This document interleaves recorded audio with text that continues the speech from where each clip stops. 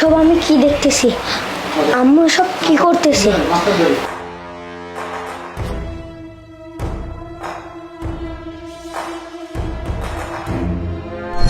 ও no শাশুড়ি আম্মা, এখন থেকে দেখবো তুই কিভাবে বেঁচে থাকিস, আমাকে জ্বালা যন্ত্রণা কিভাবে করিস। আজকে তো শেষ দিন।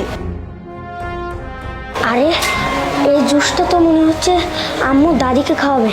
না না, এই জুসটা দাদিকে খেতে দেওয়া যাবে না। যাই, আমি যাই।